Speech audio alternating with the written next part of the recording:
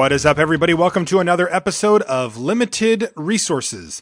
This is episode number 249. My name is Marshall. I'm one of your Limited Resources, and joining me on the line, as with every week, the Brinoceros, Brian Wong. I just want to remind people, if you haven't done it lately, call your mother and tell her that you love her. That's a great idea. In fact, I'm going to go do that now instead of doing the podcast. See ya. Oops. You're on your own, buddy. I'm John Lauxing you. Oh boy, Card Kingdom, M15, what do I do? M15, crack a pack.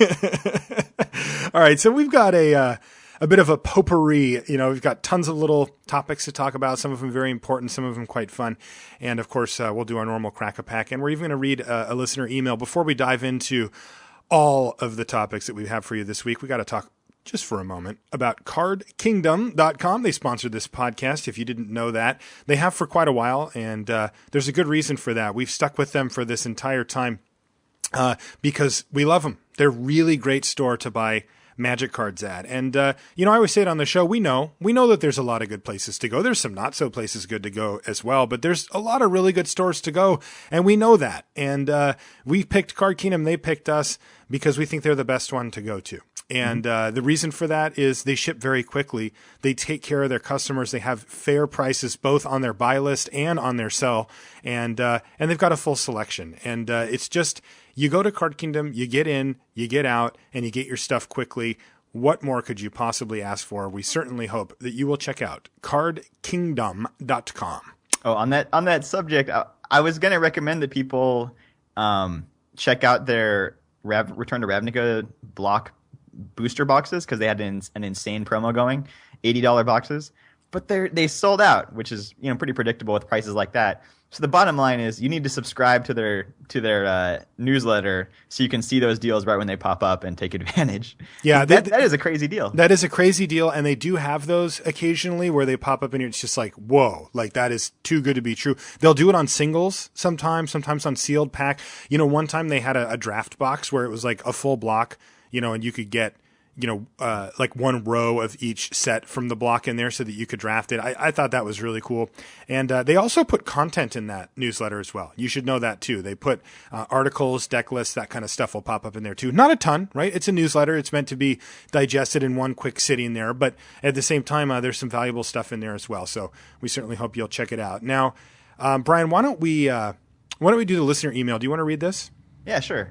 So we got this email from Cass, and this is a topic that we've been asked multiple times, so I thought it was a good time to answer it. But he says, I've been playing Magic for a little over a year now, and with the help of the podcast, have really improved. However, I seem to lose consistently on Magic Online, despite having some success at live events. I fared well at F&M, pre-releases and the like, but I'm having a hard time going 3-0 or 2-1 in the Swiss queues online. Do you have any suggestions for tips specifically regarding online play, or am I very much still in the heavy learning phase of Magic the Gathering? Big fan, Cass. Do you have an answer for that, Marshall? Well, no, I mean, you know, it's weird because we get emails like this occasionally, and just anecdotally, I'll hear people say this. You know, they'll just say like, "Oh, I can never win on Magic Online," like the shuffler or whatever, and we're Brian and I are opposite of shuffler truthers, as we call them, where, you know, the shuffler works. That is not it. That is not your problem. You should never be focusing on that. One thing that I do have to say it's pretty straightforward, but it is also true, which is that in general, players on Magic Online are better than players in real life. Yeah. And the it's reason just that simple. Yeah. And the reason for that is because, you know, let's say you're an F&M player and that's when you play your Magic, that's once a week.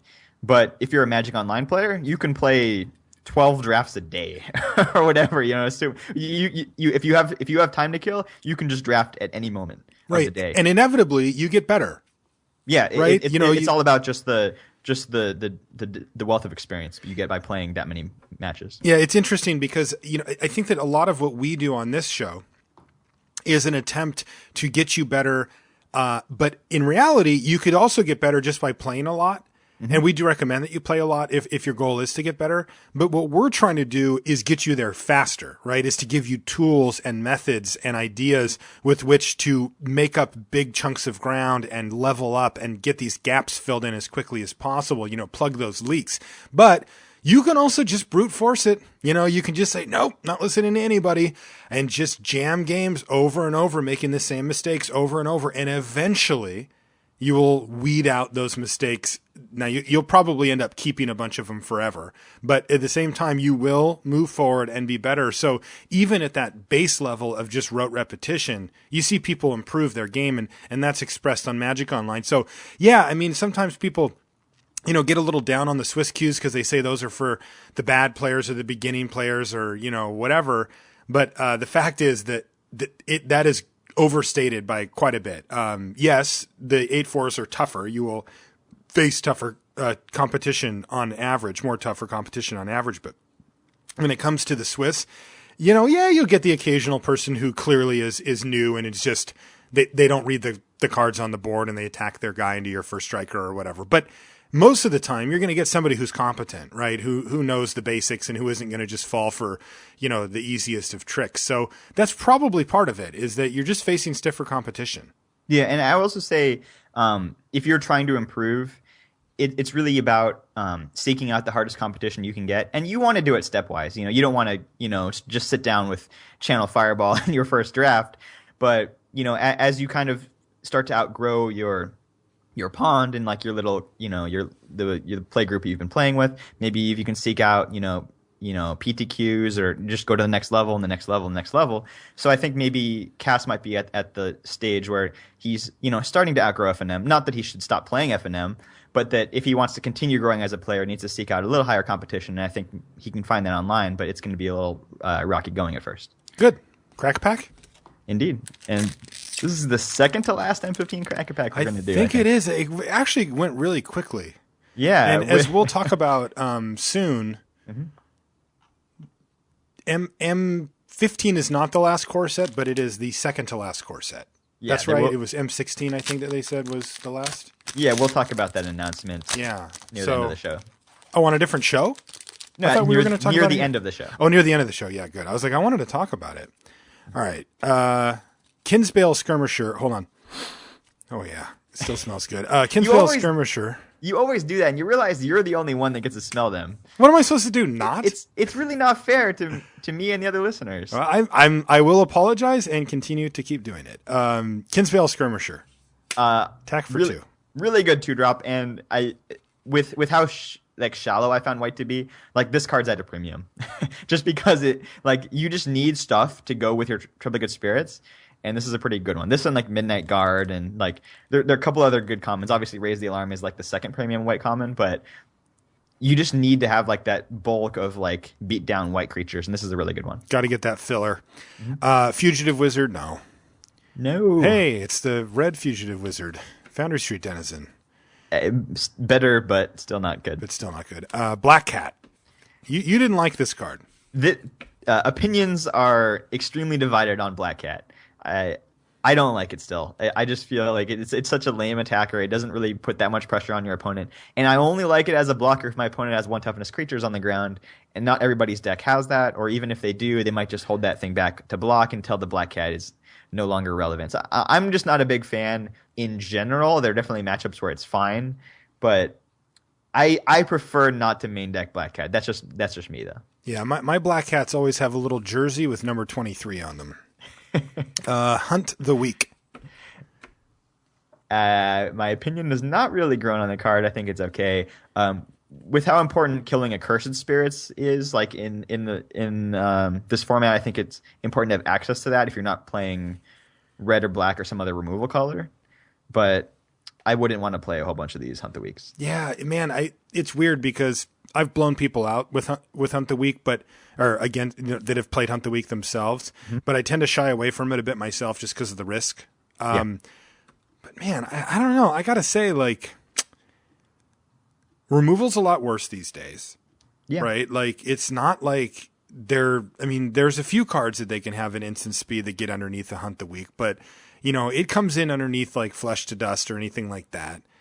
And or what's the red one called? Lightning? No. The big expensive one, Blast Fire Bolt. Blast Fire Bolt, yeah. It's things like that, the real clunky stuff. And it's every time somebody does this to me, it's a big tempo play. They usually use it to kill a flyer, which is generally a smaller and higher, smaller in power and toughness than something equivalently costed that doesn't have flying, or a utility creature, right? They'll eat my Rummaging Goblin with it or something like that. And I'm just like, ugh, that's so brutal. Like, and then they attack you that turn too, a lot of the time, depending on what they ate.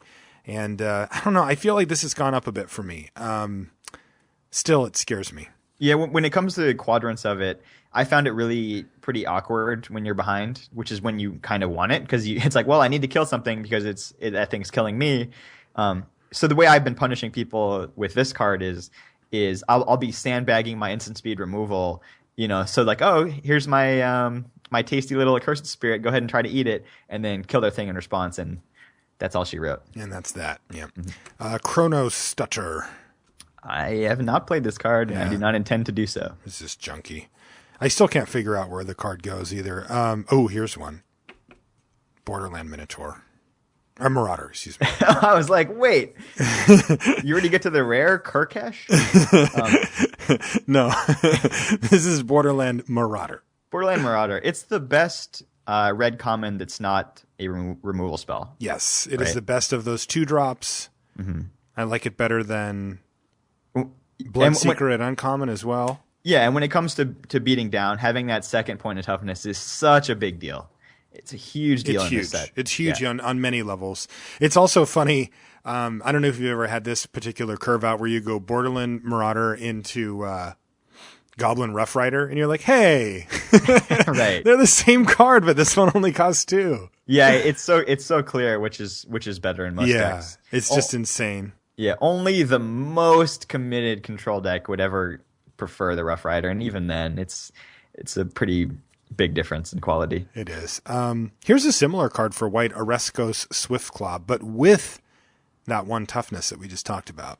Yeah, I think that makes all the difference in the world, and I like the Skirmisher more than I like the Swiftclaw. The Skirmisher, right? We've already got a 2-drop, don't we? Encrust. It's fine. There are actually quite a few activated abilities to remove from creatures, and I've seen this, and I've done this a lot too myself, but you just put it on their untapped creature because you need to stop them from activating it. And it's Nightfire Giant, or it's Dauntless River Marshal, or it's Path Mage. Yeah, or a Soul, or whatever. You just kind of got to do what you got to do. And it's not the best use of a card, but having that flexibility over your typical just keep a thing tapped card is very relevant in M15, which has a super high density of activated abilities. Yeah, also hits artifacts, and people often forget that. So they'll put down some big rare equipment like the what's it called? The 4/4 that can become a 4/4 creature. The Haunted Plate Mail. Yeah, Haunted Plate Mail. Thank you. You can just shut that thing down entirely. Sure. Yeah, so Encrust is not the best removal spell, but eminently playable. Agree. Speaking of shutting down Haunted Plate Mail entirely, here's Torchfiend. I like Torchfiend. Torchfiend has grown on me quite a bit. Me too, but not anywhere in the remote class of a Borderland Marauder. No, not even close. Torchfiend would definitely be in the filler category, where it might make my deck, it might not, mostly depending on how desperate I am for 2s. But when it comes down to it, I've been relatively happy playing it because there are plenty of good artifacts to kill. Right. This next one has never found a place for me. I don't think I've ever played against it, or if I did, I just killed it, or it didn't matter. Blood Host. Blood Host. That is the 3 black vampire? Yeah, it's a 3/3, exactly. And you can pay 1 and a black to sack another creature and put a +1/+1 counter on this guy, and you gain 2 life. Right. It seems, when I remember reading it, I never thought it was going to be great, but I remember during the set review and stuff, and I was just like, this feels like it'll have a place, right? There's going to be, remember we talked on the set review about how sacrificing your own creatures always seems to be relevant, even though it's hard to imagine at the time how why that would be really good or whatever. Mm-hmm. And and this one does have you have to pay for it with 1 and a black mana, but still it never found its place for me. I don't know why. It never did. Yeah, I've even had it in game states where it seems like it would be good, or gaining the life might matter, or it might allow me to punch through, and it kind of never really works out. So I'd say it's definitely worse than Shadowcloak Vampire, the one that can gain flying. And has an extra point of power. Right. And I think the Blood Host is okay, but also Rotfeaster Magnet is significantly better and does similar stuff. So it's just competing with 2 commons that are better than it. And I think that would explain it. Yeah, I think it's fine, but I think that's why it just isn't that relevant. All right. Next uncommon is Act on Impulse. I have not cast it, and I did not intend to. I don't either. I think it's bad. I have had somebody play it against me to some effect. I felt like they got pretty fortunate with what they happened to flip over. Maybe if I see it more, I'll see that that's the norm. But overall, I was not impressed by Act on Impulse. This is a late game card that can kind of get you ahead, but I hate the fact that like on turn 3 it essentially does nothing. Right. On turn 4 it often doesn't do that much. Like you need to get to what turn? I mean, maybe not turn, but like your 7th mana, it's mana, like, and then you're hitting spells that don't affect the board that much. Like I just don't see how this is supposed to be great. It's almost worse. I mean, it's worse than Divination in like almost every conceivable way.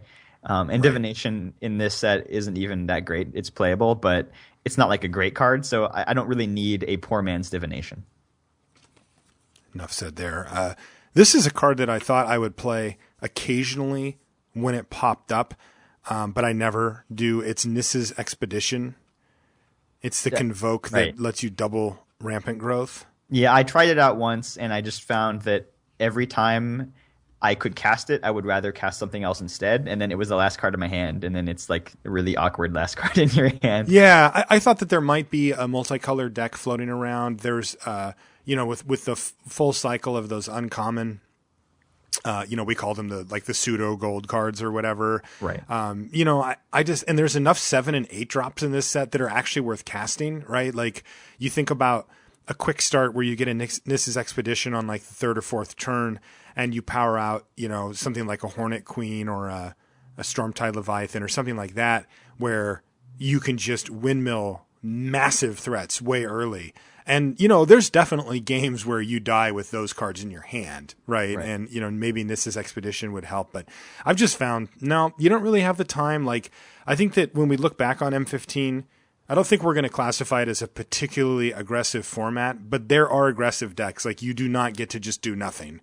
And, I think that any time that you have a format that supports aggressive decks, cards like Nissa's Expedition just plummet in value. Yeah, the thing is that when you get to the 5 with Convoke, you're not that far off the Triplicate Spirits or the Willforged Golem or the Siege Worm that you're trying to cast. Yeah. So it doesn't really ramp you that effectively. And if you're playing a Convoke deck, this just it's so much worse than like Raise the Alarm. Because, Raise the Alarm will get you 2 mana further in your Convoke deck, but also it attacks and costs far less. It works well with Sanctified Charge where this does nothing. There's just so much more. Right. So, you can come up with the deck where this card is playable, but I don't think you can come up with a deck where this card is an all-star. What about just one deck that I always keep my eye out for when I see cards like this is a multicolored deck. Right, just the all-in, I'm 4 colors, no problem. Right, I'm just doing it, And I don't think I've ever seen anybody do that with, on the other side of the table for me or in any coverage I've done where somebody's just like, screw it, we're the Chromanticore deck minus the Chromanticore and just taking all the best cards and letting the mana, sort of get figured out as I go. Right, I found that M15 is very splash-friendly, but not really that enticing to just go super deep on like a 4 or 5 color deck. Good. We got a rare here, Brian. I should hope so. I think it might just sort of end the conversation here. It's Hoarding Dragon. Oh yeah, that's my favorite air elemental. It's just the most solid, right? I mean, like I can read the whole thing, but I don't even have to make it the first pick. I think just the 4/4 flying for 5 mana is kind of like, yeah, we're in. Like Borderland Marauder is really one of the premier 2-drops in the format, if not the best one. But you can't beat an air elemental. I mean, that's the kind of power that you just don't get very often. And in this case, of course, it's a rare, and that's why. Yeah, it's not even close to the Marauder, and Marauder's quite good. I guess of note with the Hoarding Dragon, I wouldn't necessarily shoehorn an artifact into my deck that I wouldn't want to play anyways, just for the sake of searching something up. So I'm thinking of something on the order of a Tyrant's Machine or maybe a Rogue's Glove in a deck where it's not that great. If I had another just solid playable that I feel like makes my deck better, I'm not going to put in the artifact. But obviously, like if it's close and you're like, okay, Bronze Sable instead of a Torch Fiend, that's a nice trade there. So I can get the artifact, or Willforged Golem instead of Kirkcash, or something that's like relatively interchangeable. Then it makes sense to go for the artifact. Yeah, I think that we can use two tools to dissect these, because to me it does come down to Hoarding Dragon versus Borderland Minotaur, or Marauder, I keep saying that. But I think that the vanilla test is the tool that I use on Hoarding Dragon, where I erase all the middle text and I just have 4/4, so French vanillas, 4/4 flying for 5 mana. And yes, there's some upside to be had there as well, but that's not even the important part about the card. Right. So I use the vanilla test to help arrive at that conclusion, which is a pretty straightforward one once you've kind of gotten used to doing that. And then with the Borderland Marauder, I'd actually use quadrant theory on it. As to say, well, why wouldn't I take? Because I tend to default if I have 2 strong cards to the cheaper one if possible. Mm-hmm. And somebody might say, well, the dragon's cool, but like it costs a lot more mana, and the Marauder's like for its mana cost about as good as it gets in the set, right? And so why wouldn't we consider that? But I think that it's pretty straightforward to see that like in the developing stages, the Borderland Marauder's better than the dragon in the sense that it comes down earlier. But if we do extend the developing up to turn 5, this is about as good as it gets on turn 5 for Hoarding Dragon. So we'd call that probably a wash. Right. And where it really starts to take over is the Hoarding Dragon at parity, ahead, or behind is good in all of those. And Borderland Marauder, when you're behind, is pretty bad, and when you're at parity, is often pretty bad as well. Mm-hmm. It's good when you're ahead, as of course. But so right there, like they just don't match up well as far as the quadrant theory goes. Yeah, I think that really sums it up. And 5 mana is really not a prohibitive cost. It is not. So I like being in red. Like, there's just no knock on this thing. Exactly. As far as the searching up the artifact ability goes, I think it only makes the card like 3 to 5% better than if it didn't have that text. So, don't feel like you need to warp anything around it just for that ability. It's just a great air elemental. Quick reminder. I do put up all of our Crack-A-Packs on the LR blog, which is on lrcast.com under the blog tab. And I put up a vote so that you too can vote on them and let us know what you guys would have picked. Some of them are fairly straightforward. Like I could see somebody voting for Marauder over Hoarding Dragon, but I don't expect, I expect if I looked at that vote in a week that most people will have voted for the Dragon as well. It's a pretty straightforward pack, I think. But that's it. But I do that every week, and sometimes they're even more interesting than this one. So make sure you look at that if you're into if you want to let us know what you would have picked. And also, I want to say it again because it's been such a great success so far. Is the subreddit? It's been fun. Yeah, so our LR community, we wanted a place for people to exist, to talk about the show, about Limited, about whatever they wanted. And so we made this thing. I mentioned it last week, the LR subreddit. It's /LRcast on Reddit. And you can also find a link to it directly on lrcast.com. You can just go there. It's right on the front page. And it's blown up. It's been fantastic. Everybody's been chatting it up in there and organizing stuff. And we've got all types of neat things set up. At the time of the recording, we were sitting at 929 readers, which is people that have subscribed to the subreddit. So we went from 0 to almost 1,000 in like a week and a half, which is fantastic. I think that's super cool. We've got moderators, sticky posts, all different types of topics going on right now. People are talking about they put some draft decks up on Rare Draft. Somebody put a link to my latest limited information column. So a couple people are chatting about that, mana-based discussion, all that kind of stuff. So I do encourage you to look at that. If you've been looking for something, maybe you've been in the limited resources clan for a while, but you kind of feel like you want to get more interaction with more listeners of the show. This is the place to go. So I think that's awesome. And then one other quick thing before we go on to our more main topics. My next draft video on Daily MTG went up. So that was the thing that I worked on for a long time with Garth and Trick and Blake over there at Wizards of the Coast, and we were quite happy with how it came out, and the reception was fantastic for it. And so I've been getting a decent amount of people saying, "Hey, when's the next one coming out?" Well, it just went up, so you can find that on Daily MTG. It's called Drafting with Limited Information, and it had a really fun time with this one. We got kind of a little more creative too with the special segment and all that too. So hopefully you're able to find that and you enjoy it. There's a link for it in the subreddit as well. Yeah, I know that I listen to a ton of podcasts, but I don't actually have that much time to watch videos because I'm not usually in front of my computer. So a 30-minute draft video is very enticing to me. Yeah, that you're the person we're aiming at, Brian. People that just are like, dude, I don't have 2.5 hours to watch draft videos, but I got half an hour, Right. And so that's what we're aiming at, and we're working on the process for it too. So exciting stuff there.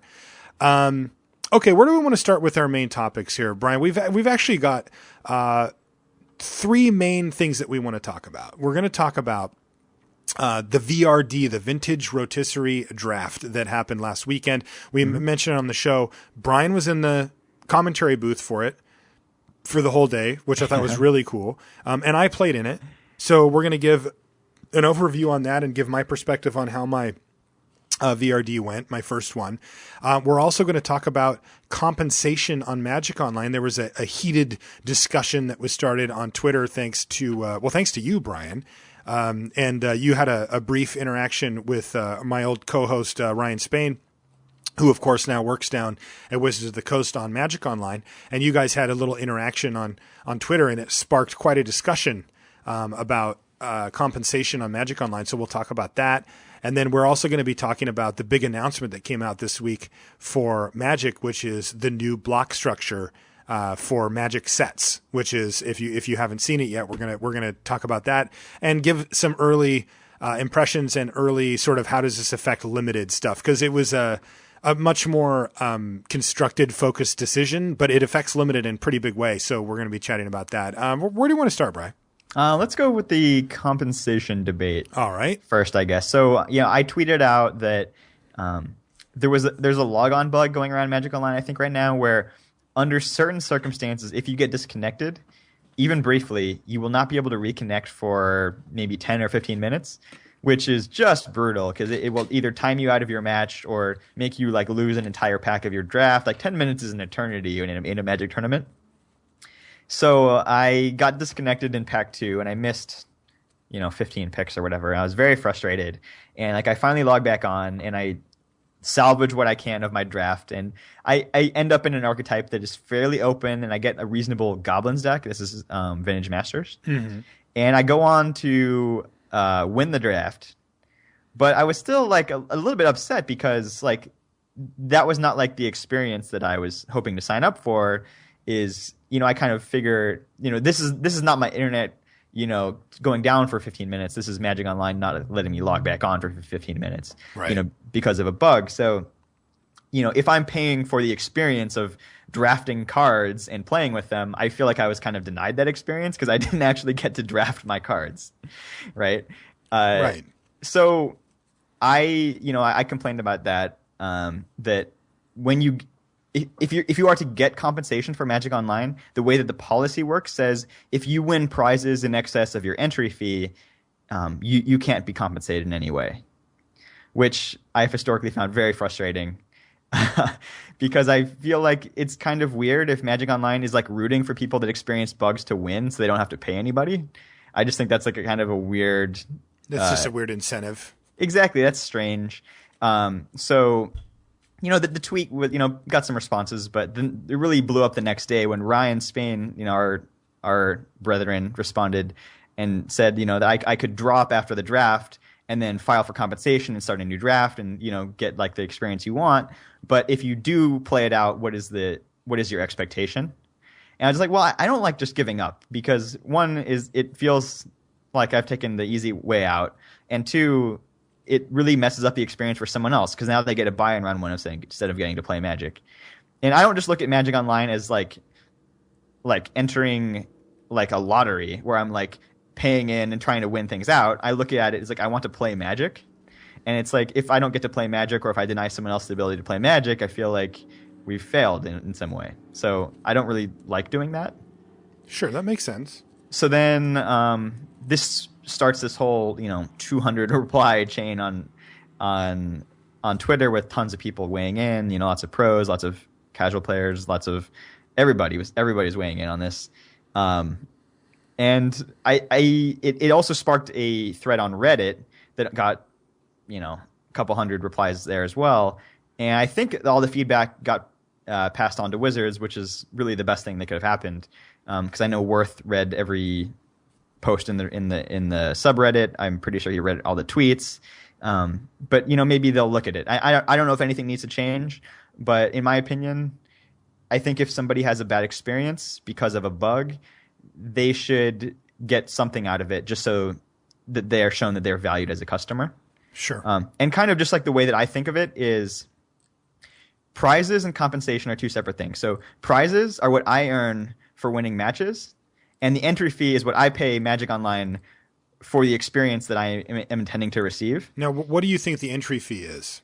So the entry fee is the 3 packs that you put in and the tickets. Okay, because I question that. Well, I mean, that's what you have to pay to enter the event. Sort of, but that's not what you're actually doing, right? That's not your payment to enter the event is 2 tickets. The packs you use to play in the event, they're not payment. So you're saying that once the packs are opened, the thing is, open I'm saying packs, you get to open 3 packs. Like, do you expect to get free roll on those? I would never just open a pack. Like, you lose so much equity. It's like driving the new car off the lot. It like instantly drops like 50%. Right, but then there's 50%.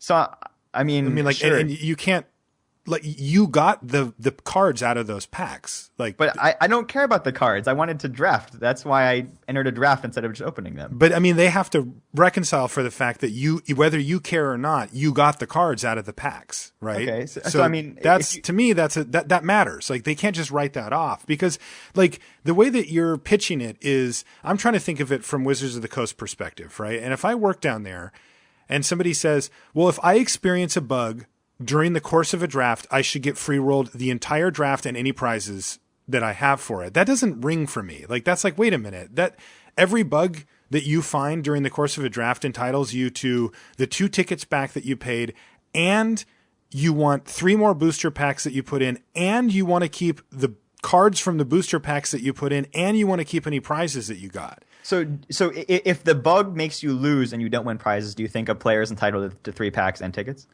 That's what I can't figure out. Like, cause I think so.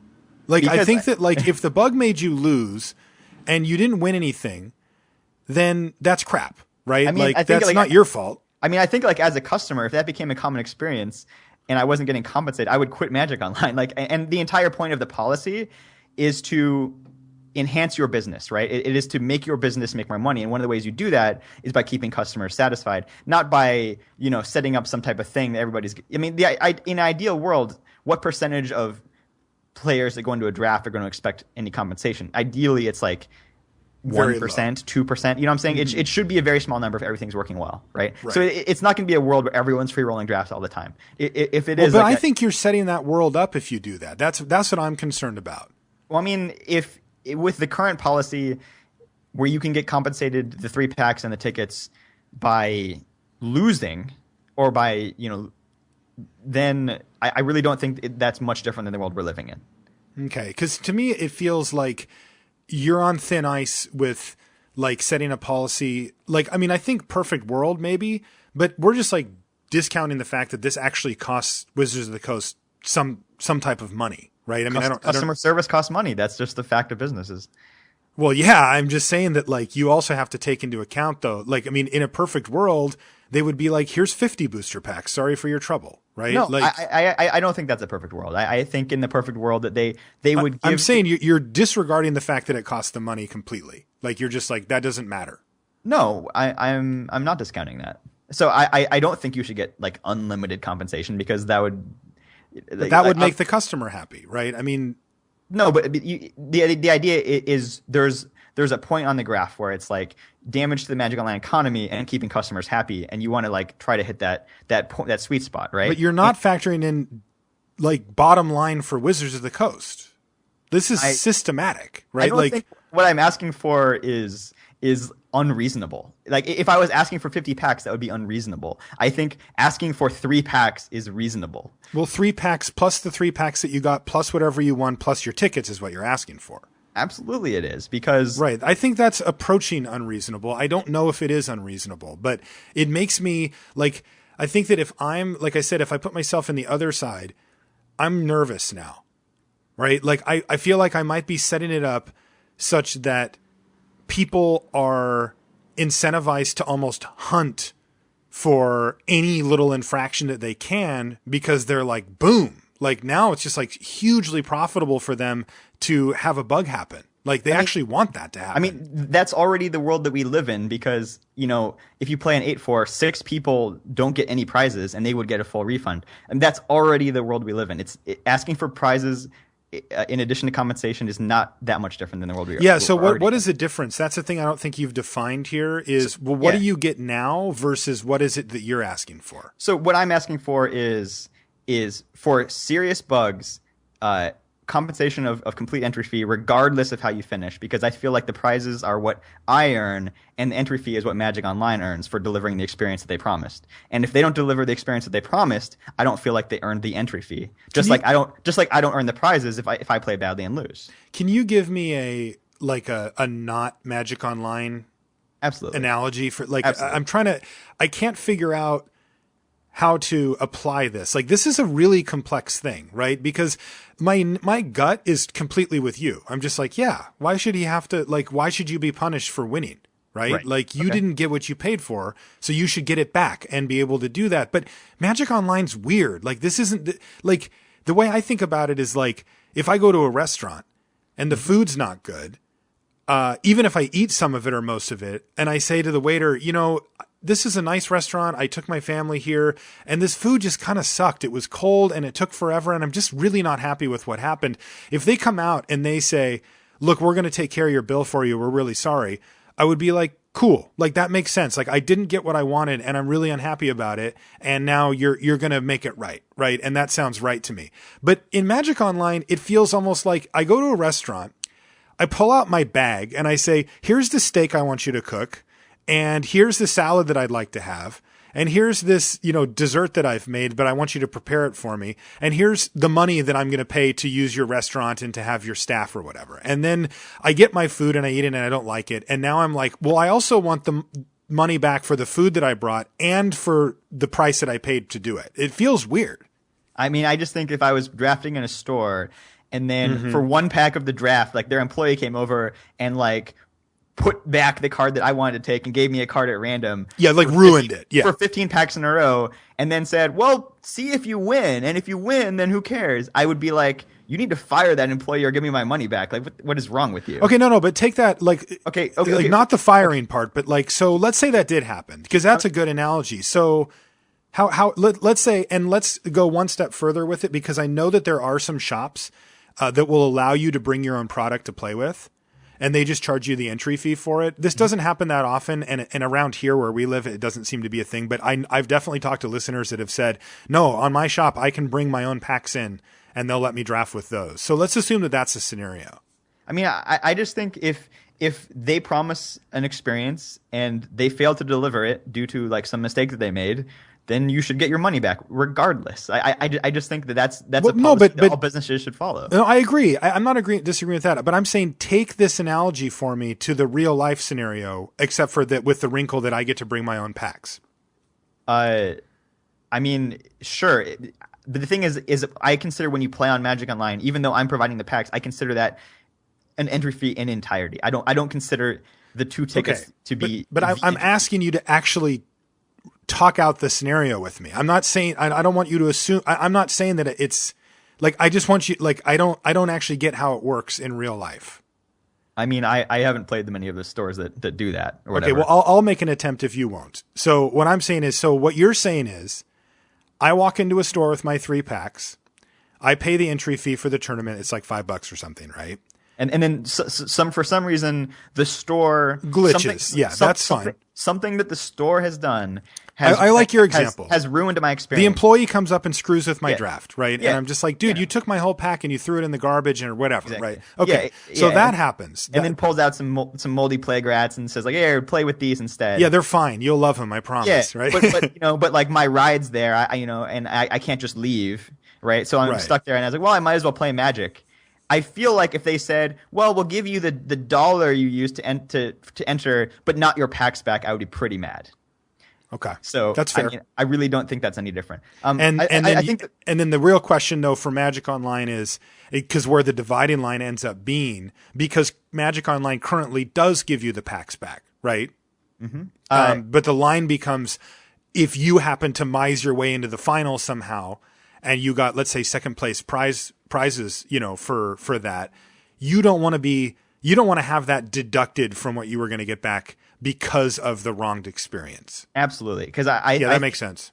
I think it's a package. You know, there's the draft portion, there's the deck building, there's the playing your matches, there's the having the games go without fail, having the rules work correctly, you know, not being harassed. Like there's a lot of stuff that goes into the Magic Online experience, not just the number of prizes I got out. And I feel like they're ignoring that. They're focusing entirely on one aspect of the draft and ignoring the other ones, and I don't think they should do that.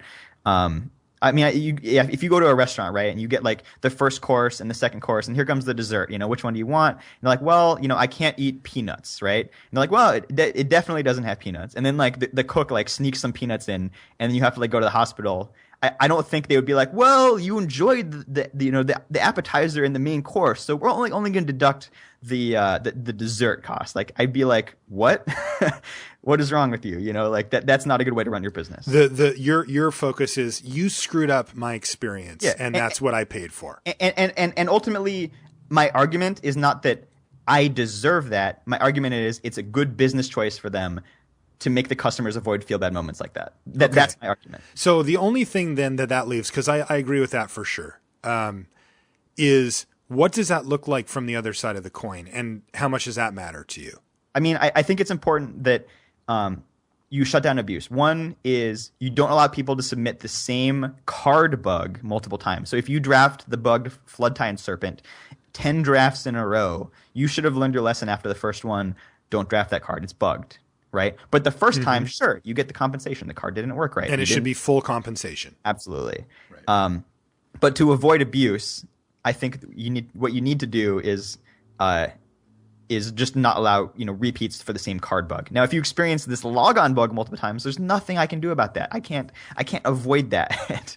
You know, like other than just not playing Magic Online. And I don't think that is the incentive that they want to create. Right. That is definitely not what they're going for. I mean, as a business, they just have to be in the business of keeping you playing, even if things aren't going super great.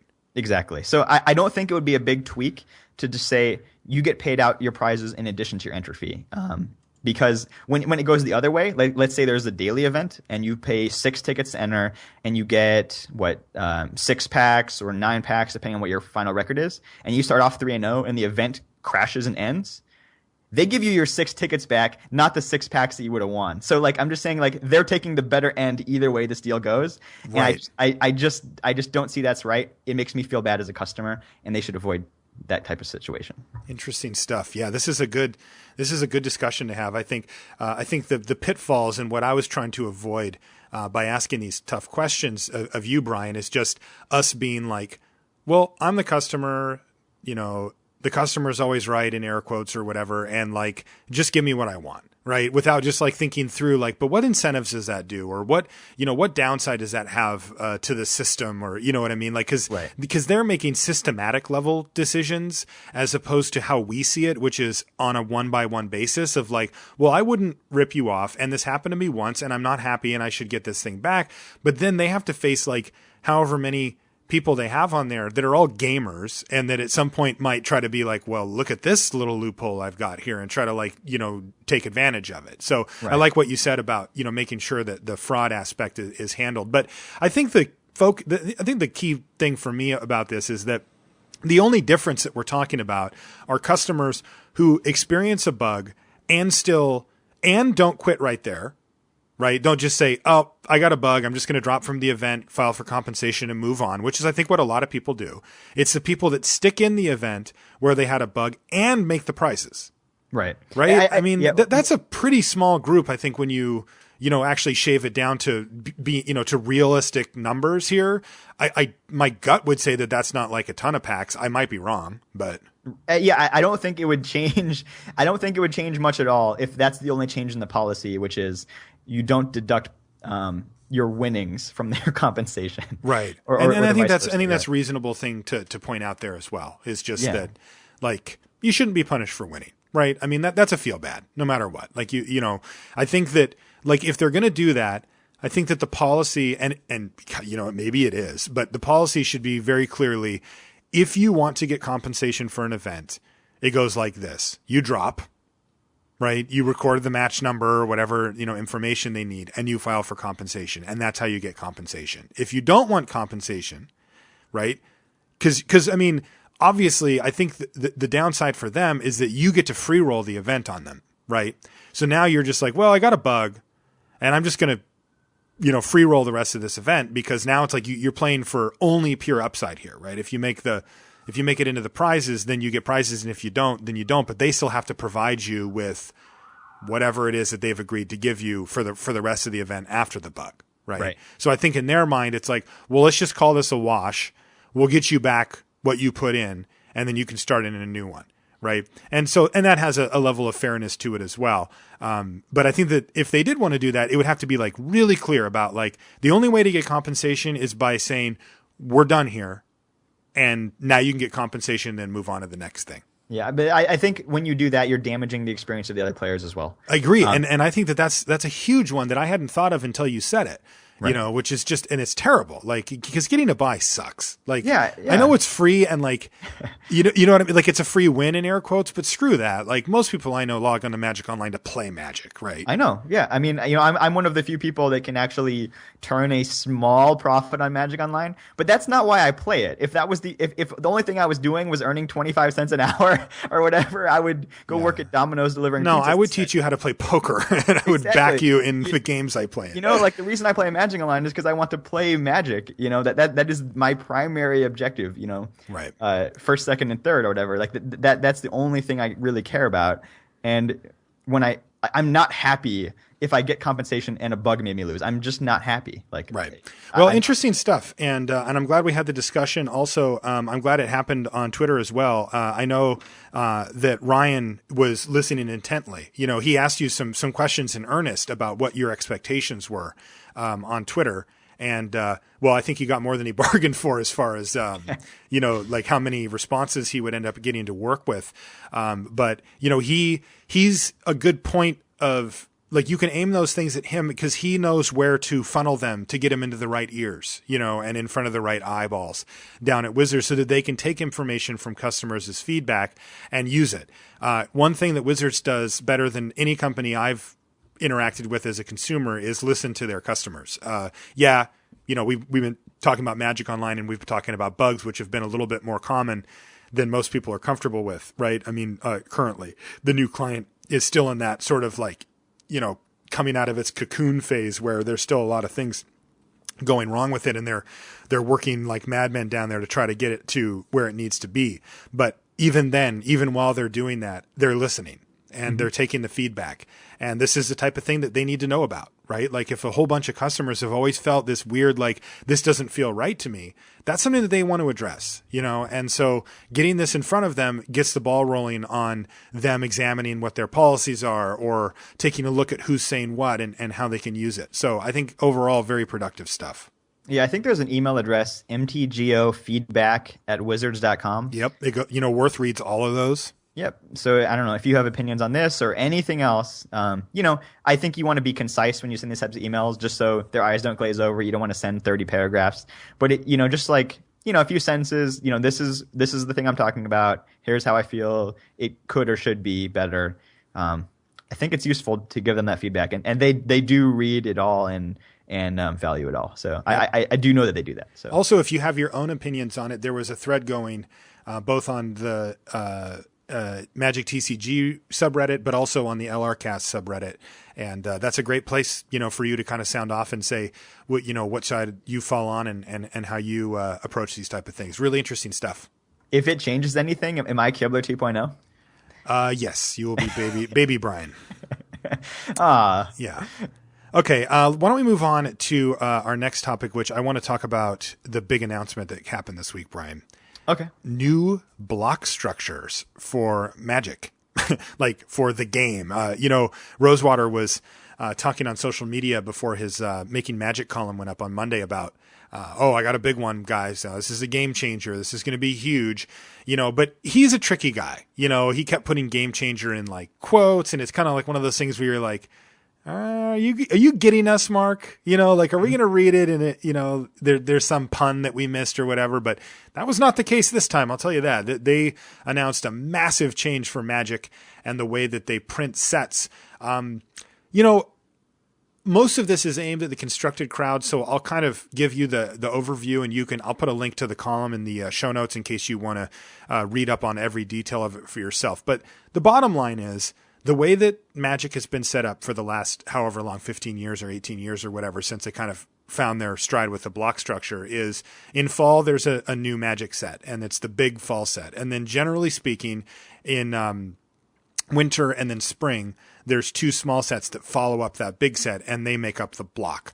Mm-hmm. Then, ever since M10, we've had a core set that happens in the summertime. And the core set is a big block, and it is, of course, now with new cards in it as well as reprints, and it's its own standalone block. And then the way they've done the rotations for standard are they happen once a year, and it's when the new fall block comes in is when the not the block previous, but the block previous to that goes away, and when the core set previous to that one goes away as well. And that's how Magic works. That's how it's worked for a really long time. And, Mark explained that they've struggled with some of these things because they felt like sometimes the third set, the spring set, gets a little bit overshadowed, a little bit overlooked. It isn't out for that long, as far as like cards actually being opened. And they've also had some issues with the core set. And this is something that I've talked about a fair bit myself, which is that the core set is sort of doomed. It was kind of always doomed in the sense that their whole stated reason for having the core set was so that they could make one that was true to the basic flavor and idea behind Magic, with the color pie being fully intact and keeping things toned down a little bit compared to one of they call them expert level sets. And that would make Magic a bit more accessible for new players, right? They can come in, they get what makes Magic cool and why it's great, and they can go. The problem is, as a standalone set, it also has demands of the enfranchised players, where we want to draft it, and we want cool cards for constructed that are powerful and complex and neat that we don't get. And the problem with that is that if you keep that model intact, then every year the core set starts to kind of look the same. And when you want to start pushing out into different directions, you start losing ground on the new players and gaining it with the enfranchised players. But if you don't push out in new directions, then the enfranchised players gets bored, and they're like, well, this is the same old core set. Like, it's the card names are different, but they got to kind of keep doing the same thing over and over to show new players what it's like. So it ends up sort of forcing it to be static, and then they're stuck where they're not really pleasing either group. They're just sort of in the middle, which is really not where you want to be when you're doing sets like that. You really want to hit your audience hard, and this one kind of hit both audiences not that hard. So they've changed it completely. The core sets will be going away. We've got M15. I think they said that there's going to be an M16 as well, but then they'll be gone. And the way it's going to go is in the fall, there will be a new big set, a new block that's like, whoa, here we go. Exciting new spoilers, exciting new everything. And then in the winter, there will be its companion. Yep. And then in the spring, there's going to be another new block. Right. So you will not play that with the previous block. It's going to be its own new thing. Yes. And then in the summer, where the core set was previously slotted in, it's the companion block for the spring set. And what that means is, for us, they also, of course, I should also mention now that they changed the way that standard rotates.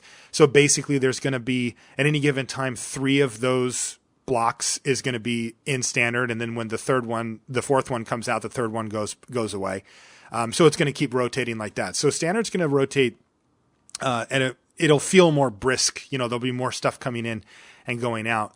But what we want to focus on, of course, is for limited, right? Like, what is that? What does this whole change mean for us drafters? Do you have any initial impressions on that, Brian?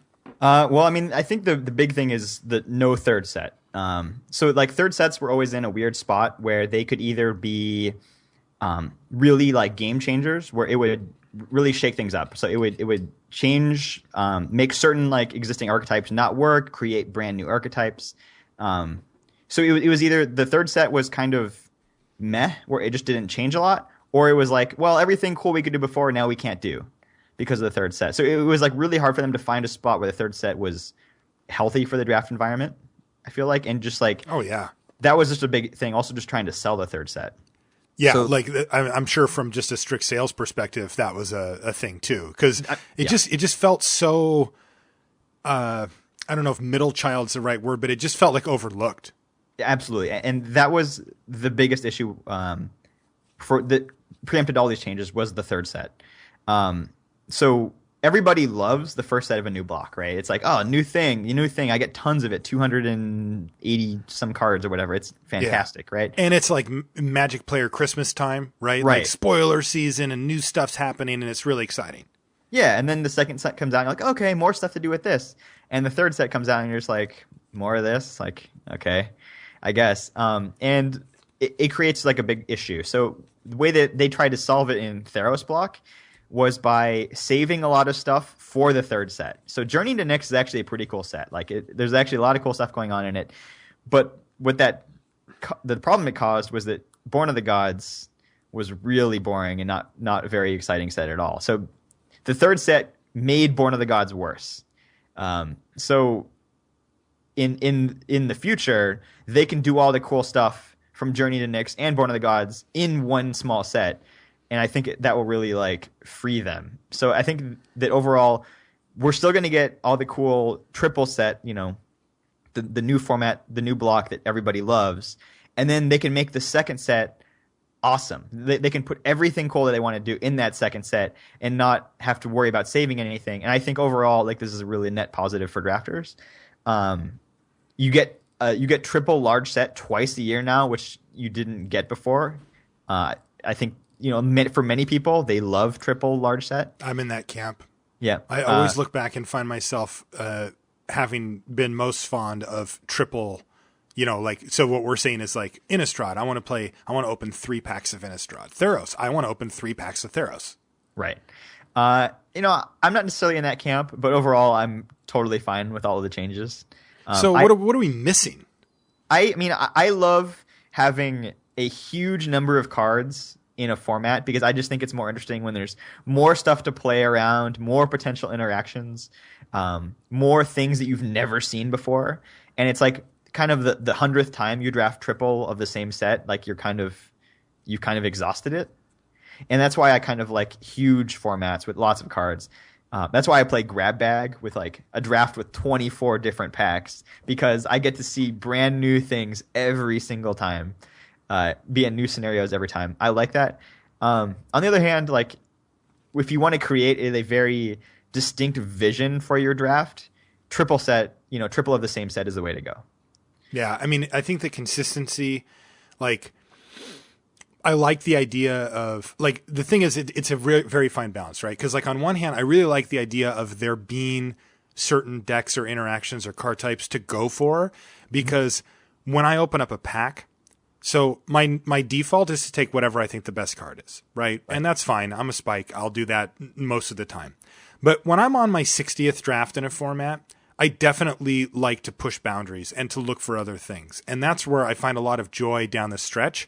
And if I'm in, triple set and there's a card that rewards me for having multiples of it, I can move in on it, right? Like think Vent Sentinel, something like that, right? Mm-hmm. Where like if there's only one pack of Rise of the Eldrazi, which by the way, there was never a time when that was the case. But if there is, then cards like Vent Sentinel just fall off the map. Because even if you get 2 of them and a bunch of defenders, your deck still isn't really a thing. You need 3, 4, 5 of those guys to really make that deck hum. And those strategies disappear. Like if you've got triple, because you just can't put the same card in 2 sets. And if you put one that's even that similar, people gripe. They're like, oh, this is the same card. Like, we want new cards, right? And it's like, Wizards kind of has to shrug and just be like, well, what do you want, right? Like, and I like that consistency as well. I think that there's big bonuses to being able to craft these. Like, I think it makes build around me uncommons better, and more accessible. I think that there's a lot of plus side.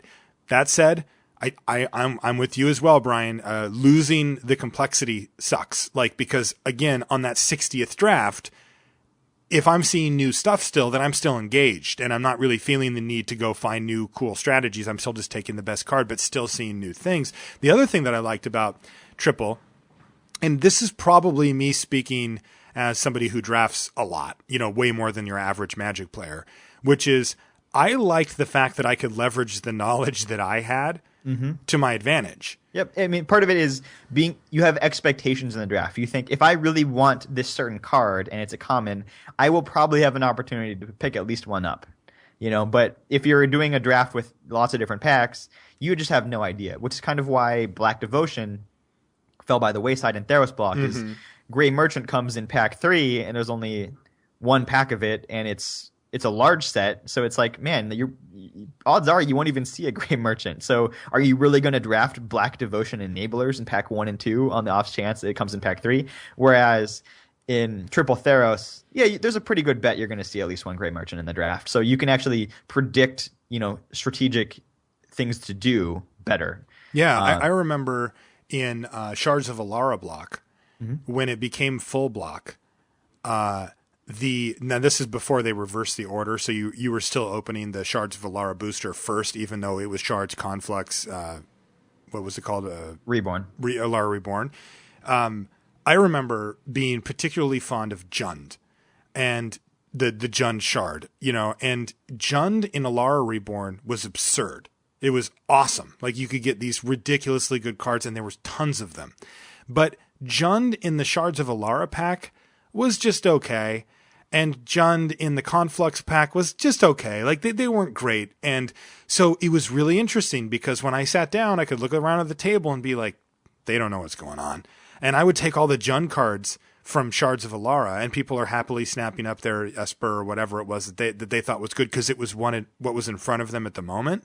And when I got to the Alara Reborn pack, I just got super paid off for knowing that the really good Jund cards were in the Alara Reborn pack. Now, I'll admit, that's not really deep strategy. It's just something that I knew that they didn't because I drafted more, put the time in or whatever.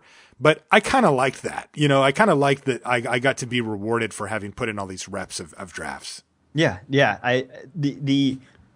When the 3 packs contain different things, that sets up things where you'd be like, okay, I want to set myself up for pack 2, and I'm going to cut off this certain color or this certain guild or this archetype, and then in pack 2 I'm going to get paid off, and then in pack 3 maybe I'll get this totally separate thing. And in past triple set formats, I've been able to like leverage that, right? It's like I want to be green in pack 2 and blue in pack 3 or whatever, and like I can kind of make it happen. But if you're drafting the same set 3 times, it's like there's really not a lot going for that. It's just kind of like, well, I just want to identify like which colors are open on my right and just do that every time. So I kind of like the variety, I guess, of having it both ways. And I kind of liked oscillating between triple set, double set, single set, whatever, and back and forth. So there's a couple other changes that go along with this. Starting in M15, this was the first set to do this in the recent history, but we're getting 20 more uncommons in each of the large sets now, which I think will help pull some of the weight for complexity, will allow them to put in more build around me uncommons. I think that will really help this going forward if we're going to be like large set, small set, large set, small set. The large sets are a little bit bigger than they were before. So I really like that. And uncommon is the place that you put cool stuff for limited that you don't want to be just like oppressive where you see it every draft, but you want it to be available. And, it's a really like nice sweet spot in for limited. So I think that's a great change. The other thing is like this was getting a lot of discussion on Reddit as well and on Twitter, because Rosewater somebody asked Rosewater, can we draft instead of drafting small, large, which we've been doing, right? If you draft Born, Theros, or whatever, that we draft small, large instead when you get the second set out for the block. You have any thoughts on that? Would you prefer to draft small, large, or small, large? I think I'd rather have small, large. But I don't like. I'd need to try them both to really come down hard on an answer. But just like my initial gut just tells me that like the large sets traditionally have been more well-rounded. I like the idea of a little bit more of a diverse draft, right? Like where you were talking about, well, am I going to get a Gray Merchant or not? A common in a small set, like, yes, you are going to get, that common, like that, those pop up all the time in small sets. It's such a limited number of cards that are in there that they just pop up too much. And I think if you weight it that heavily where it's like small, like those decks get super focused. You can pick up 3 or 4 of a given common, even out of 2 packs, potentially. I don't think you're likely to, but still, you're going to pick up, 1 to 3 of them pretty commonly. And that scares me a little. I like the draft format to be a little bit more wide open than that. So I think I'd prefer small, large to keep the, how the decks look a little more varied. Yeah, according to the math, I think a small set common is like 66% more common than its large set, comparison, right? Okay. So if you actually go small, large, the commons in the small set are actually even more common than the large set commons were in triple. You know what I'm saying? So like, so I'm saying like, there's actually more great merchants if you put it in a small set than it even was in triple large set. Yeah, that's crazy. Yeah, so you just think like there's like all those Akroan Sky Guards and all these things going around. Other thing it does is I think cards like Naturalize, like people need to have access to Naturalize, right? Now, if you put it in a small set, there's going to be a million of them floating around if you do small, large. But you have to give players access, right? So I think when you have 2 packs of large set, there's maybe 2 naturalizes in the draft, and like that's a nice spot where if you want it, you can pick it up. You don't just get like a giant glut of them. So like there's all these cards that you need access to, but you don't want a million copies of going around. And then it gets weird because then you're like, well, maybe we'll move it to uncommon, but then you're taking like potentially really cool uncommon slots with like sideboard cards that are just things that you need in the set, but that you would rather not have like take up a slot. Yeah. So I mean, I think one of the main arguments for doing small, large is that it kind of helps balance out the availability of cards, right? Because it's like, well, we just spent 3 months opening up, Theros boosters, and now we get to the Born of the Gods, right? The small set, and we're only getting 1, and we're still getting 2 Theros cards. So like the Born of the Gods cards are just, it's like a 1 to 5 or whatever. Like how many of them are opened up in over the course of history, right? Mm-hmm. So I mean, as far as that goes, I mean, if the primary way that you acquire cards is by going to F&M and playing drafts, then I can totally see why it's a good deal for you to go small, large instead. I'd just be worried about the ramifications for the actual gameplay of the draft. I would rather play small, large, I think too. But ultimately, I think it's a question for developers. Like if they can make a fun small, large environment, then maybe we should draft it. I'll be there. But I think that should be the deciding factor is which makes the format more fun, not balancing out the card availability or whatever. I just think draft comes first, but I'm saying that as a limited only player. No, but they definitely it's a big deal to them. I mean, I know the developers on these sets spend a huge chunk of their time getting limited right. Right. Yeah, and I know feedback has been pretty heavy towards small, large. I mean, just because it's different, I don't think people are thinking it through much. I don't know. I mean, whenever I draft like triple small set, I just find it miserable, and I don't want to do it's terrible. Like I do it because it's funny. I might do it like once or twice, but if you think that like the amount of drafts that they expect like an enfranchised player could do in a format, it's like I think the number they get quoted was 75, and you can't get 75 out of triple small. No, and I don't think small, large would give you 75 either, unless you did something crazy in design and development to make it happen. I just don't think it's just not enough variety of cards. Yeah, I don't think people have really thought through. Like, I think that if you ask them, hey, have you ever done triple small set? And they're like, yeah, like, how did that turn out for you? Right. Well, it was fun twice, and then it was miserable because it was just like, oh, this person got all the blankety blanks, and then, it just gets stupid. So the example that always sticks in my mind is drafting Born Theros. You know that pick, a Resco Sun Guide versus Elite Skirmisher? It seemed like if you were drafting white, you had to make that decision like 3 times every single draft. I don't want to skirmisher. What are we talking about here? The 3/1 heroic, when you target him, you tap a creature. Oh, right, that guy. Okay. And those cards like came together in the print run. You always, if you saw one, no, you're right. So that pick always came up. It felt to me like 3 times a draft. That's funny. I don't want to make that choice 6 times a draft. It's going to be miserable. Right. That's just lame. It's just too much, and you just see the same comments so often. So yeah, I think one of the other things that pops up is when you start going along that line, Brian, is one of the things that this new rotation thing is going to help address for standard is how quickly formats get air quotes solved. where they settle into these are the best decks and that's it. When you throw those against the machine, right, which is like the hordes of Magic players playing Magic these days online, and in real life, and with articles and videos and coverage and everything, message boards, Reddit, everything that people use to get to conclusions on decks, it gets chewed up really quickly. And now they get to refresh that more often.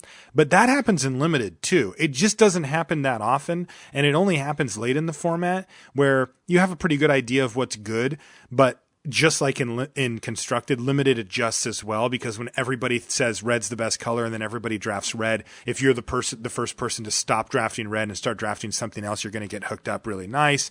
So there's this back and forth, but you will see if, like, let's just say that Wizards went crazy and said triple small set for the whole, like that's the fall set. It's triple small and you're drafting it for 3 or 4 months, right?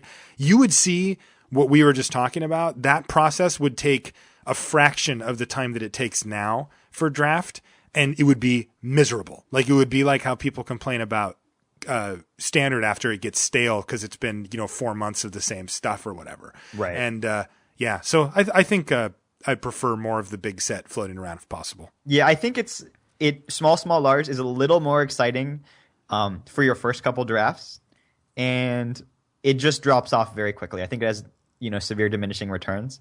I think it's kind of cool when a store does small, large near a new release because people just want to get their hands on more copies of the new stuff. Yes. But I wouldn't want that to be the standard way to play, especially like online or in PTQs or Grand Prix. I wouldn't want that to be the default. I think it's great that you have the option to draft that way, but I wouldn't want that to be the main way. Right. That's my opinion. One other thing I wanted to mention, because I did get quite a bit of response asking me about this, which was, the death of core set. I'm an unabashed core set draft fan. I have been a convert for quite a while. I was really skeptical when it came out, but after having drafted multiple of them, M13 is one of my favorite draft sets ever. I liked M14 a ton. M15's been fine. It won't go down in my history books or anything like that, but it's okay. And I look forward to it. And I think the reason I look forward to it is we use it as, we call it a palate cleanser, right? It's like, remember coming off of stupid Return to Ravnica block with Dragon's Maze, which was, I didn't like. It was a mess. It just felt like the incentives were all weird and it was complex. You never really know where you're supposed to go in that format. And, my decks had huge variance to how good I thought they were. Like, some of them were just insanity and some of them were just like, what happened here, right? Like, I would first pick a, stupid any mana fixing anything, right, in the third pack and some of my decks. And other times they came together as these like cohesive 2-color decks. And it was a headache. The format was hard and I didn't really have that much fun. By the time, whatever it was, M14 or M13 or whatever rolled around after that, it was just like, thank God. Right. Like, this creature is a 2/1 flyer for 2. I'll cast it. Go. And Right. like my deck is 2 colors and sometimes I splash a color if the fixing's there. It's just like, I love playing that level of Magic because it turned out for me that was still Magic and it was still hard and it still, ticked that checkbox in my brain about, working through problems and reading people and figuring things. It did all the things that Magic does for me. And I never felt while playing core set that like, well, this is so basic. It's just boring. Like, that's Right. what happened when I played Hearthstone.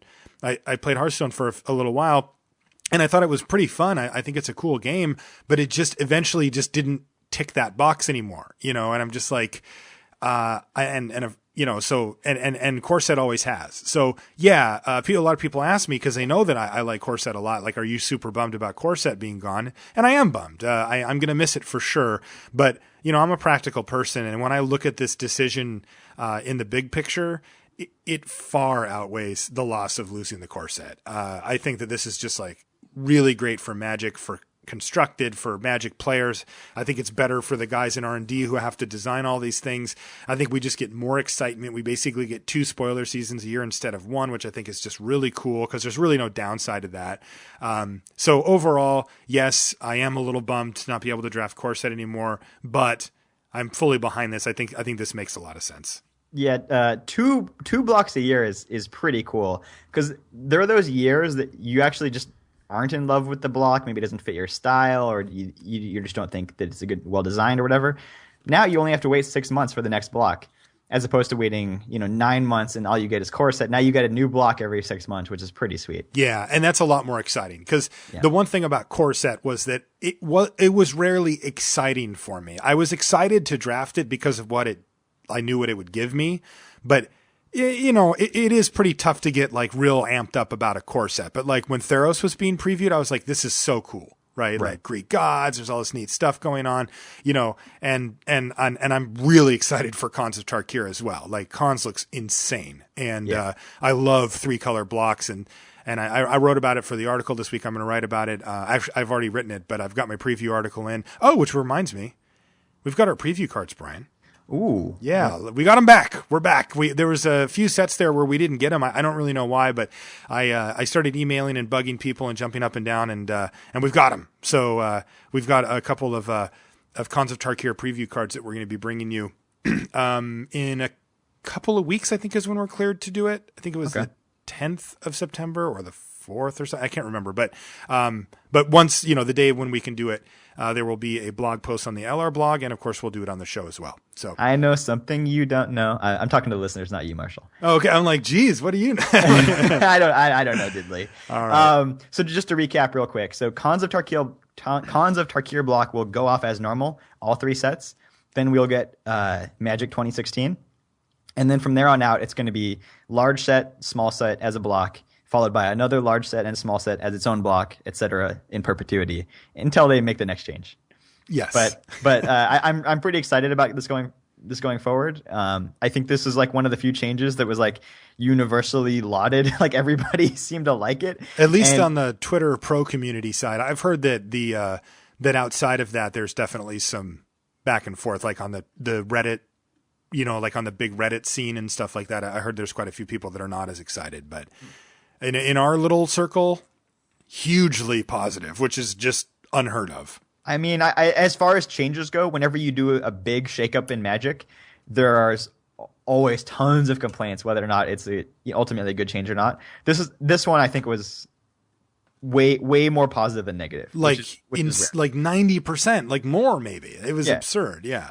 I mean, I think people are just always excited to see new blocks. Occasionally you're going to have that scenario where it's like Innistrad and you're kind of sad to see it go after such a short period of time.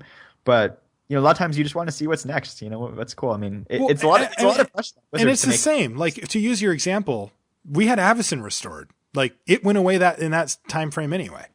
Yeah. So, I mean, So, And we weren't very happy with Avacyn restored as drafters. So right, it goes both ways. Is like the ones you love depart sooner, but the ones you hate do as well. So agree.